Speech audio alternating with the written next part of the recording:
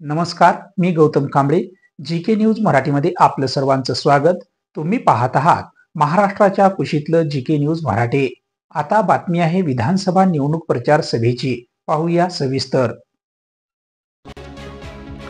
विधानसभा सार्वत्रिक निवडणुकीच्या मतदानाची तारीख जसजशी जवळ येऊ लागली आहे तसतशी विधानसभा निवडणूक लढवणाऱ्या उमेदवारांच्या प्रचारामध्ये चांगलीच रंगत येऊ लागली आहे.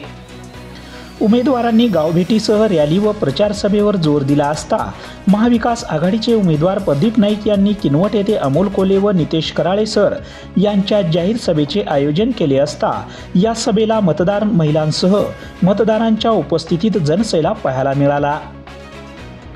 गेल्या अनेक निवडणुका पाहिल्या असतील, पण अशा ऐतिहासिक सभेची किनवटमध्ये पहिलीही वेळ असावी असा जनसमुदाय या सभेला उपस्थित होता. महाविकास आघाडीचे उमेदवार प्रदीप नाईक यांच्या विजयाची ऐतिहासिक सभा होय असेही मतदाराच्या तोंडून ऐकावयास मिळत आहे. या ऐतिहासिक जाहीर सभेमध्ये भाजपाच्या दिवंगत नेत्यासह इतर पदाधिकाऱ्यांनी राष्ट्रवादी काँग्रेस पक्षामध्ये जाहीर प्रवेश केलाय. त्याचबरोबर वंचित बहुजन आघाडीचे माजी तालुका अध्यक्ष यांनी देखील राष्ट्रवादी काँग्रेस पक्षामध्ये प्रवेश केलाय आणि विविध संघटनांनी महाविकास आघाडीचे उमेदवार प्रदीप नाईक यांना संघटनाच्या लेटर पॅडवर पाठिंबा दर्शवित जाहीरपणे पाठिंबा दिलाय. या प्रसंगी मतदारांचा पाठिंबा आणि या सभेला दर्शवलेल्या मतदारांची उपस्थिती पाहता महाविकास आघाडीचे उमेदवार प्रदीप नाईक हे काही काळ भावूक झाले होते आणि येणाऱ्या 20 तारखेला तुतारी वाजवणाऱ्या माणसाच्या समोरील बटन दाबून मला असेच प्रेम आणि आशीर्वाद द्या अशी भावनिक साद घालत त्यांचे डोळे पाणावले होते. महाविकास आघाडीचे उमेदवार प्रदीप नाईक यांनी जाहीर सभेदरम्यान अमोल कोल्हे यांनी भाजपवर चांगली फटकेबाजी करत शेतकऱ्यांच्या ताटात माती कालवण्याचं काम या भाजप सरकारने केलं आहे. अशा भाजप सरकारला हटवण्यासाठी महाविकास आघाडीचे उमेदवार प्रदीप नाईक यांना अधिक मतांनी विजय करून शरद पवार यांचे हात बळकट करा असे आवाहन खासदार अमोल कोल्हे यांनी या प्रसंगी जाहीर सभेतून केले आहे. पाहूया काय म्हणाले ते. सांगितलं कृषी सन्मान निधी देतो, वर्षाला 6,000 रुपये देतो. अरे लाखभराची खतं घालणारा आमचा शेतकरी त्या खतावरचा जीएसटीचा 18,000 भरतो, वरचे 12,000 गेले कुठं? शेती अवजार असतात त्या अवजारावरचा जीएसटी 12%, खतावरचा जीएसटी 5%, औषधावरचा जीएसटी 18%. पायातली चप्पल विकत घेता, बाळ जन्माला येताना त्याला लस टोचतो ना, त्या लसीवर पण तुम्ही खिशातून जीएसटी देता आणि माणूस गेल्यानंतर शिर्डीवर कापड अंथरतो ना, त्या कापडावर बी आपण जीएसटी देतो. सगळंच आपल्या हातातून ओरबाडून घेतलं जातं आणि हे ओरबाडून घेतलं जात असताना विचार करा, सोयाबीनला भाव काय मिळतो तुमच्या? 3,000 सोयाबीनला भाव मिळतो. हेच भाजपवाले 2013ला सांगत होते वरडू सोयाबीनला 7,000 भाव द्या सांगत होते का नाही? आता विचार करा 2014 ते 2024 पेट्रोल झालं दुप्पट, डिझेल झालं दुप्पट, डीएपीची बॅग 450ची गेली 1650ला. सगळं दुपटीने तिपटीने वाढलं आणि आमचं सोयाबीन 5,800हून 3,000 वर आलं. आता विचार करा, शेतकऱ्याच्या ताटात माती कालवण्याचं पाप कोणी केलंय? म्हणजे जेव्हा सोयाबीनला भाव मिळायला लागतो तेव्हा सोयाबीन आयात करतात. जेव्हा कपाशीला भाव मिळायला सुरुवात झाली तेव्हा यांनी 22 लाख गाठी आयात केल्या ऑस्ट्रेलियावरून आणि कपाशीचा भाव पडला. कपाशी उत्पादक शेतकऱ्याच्या ताटात माती कालवली. जेव्हा कांद्याला भाव मिळायला लागला यांनी कांद्याची निर्यात बंदी केली. पाकिस्तानातल्या कांद्या उत्पादक शेतकऱ्याचं भलं केलं आणि आपल्या कांदा उत्पादक शेतकऱ्याला 8 आणि 10 रुपयांनी कांदा विकावा लागला. टमाटाला भाव चढला, यांनी नेपाळहून टमाटो आयात केला आणि टमाटो उत्पादक शेतकऱ्यांच्या ताटात माती कालवली.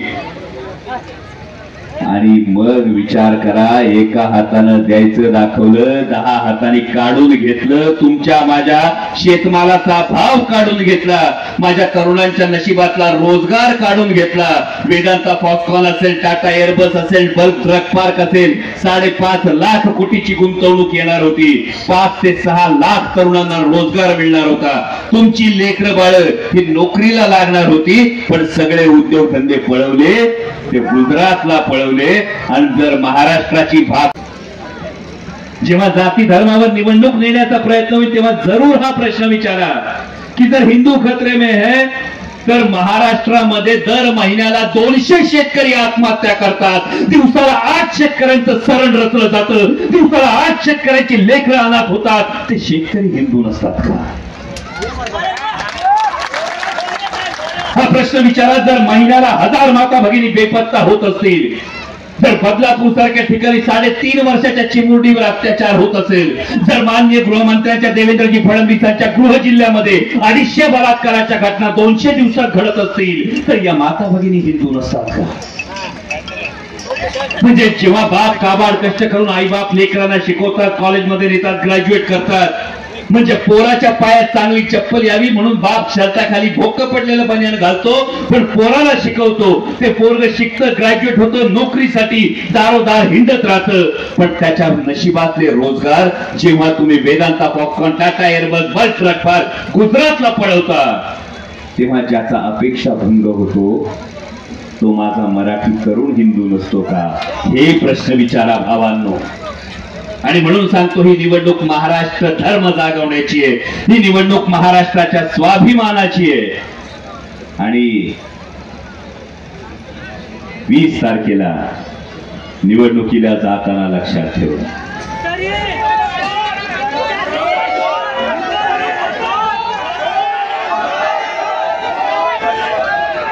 मला सांगा प्रदीप नाईकांचं काय नशीब आहे बघा. नियतीने संकेत दिलाय, विजयाची खूण दाखवली. नंबर 2 विजय आपला प्रथमेन सेन हात जोडले. जय सेवालाल. आपली सकेन विनंती छ की आए वाले 20 तारखेन आपने प्रदीप नायकेर तुतई वंजाय वाळू मनक्यान मतदान करेल छ.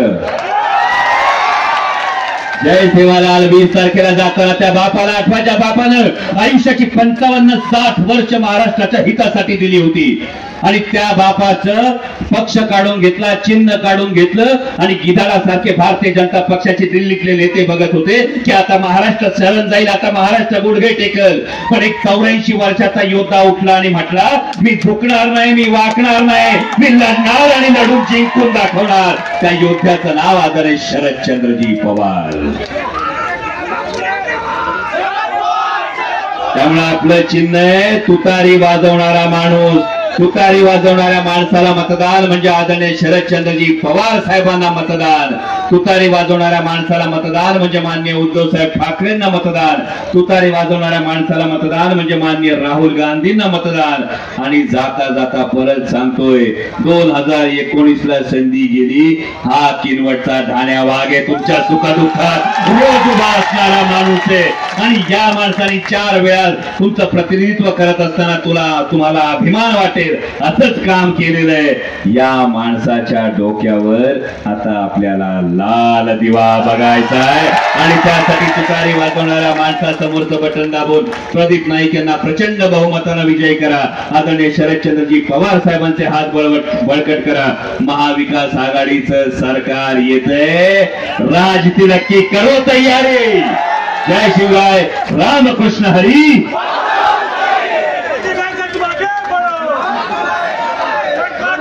तुम्ही पाहत आहात महाराष्ट्राच्या कुशीतलं GK न्यूज मराठी.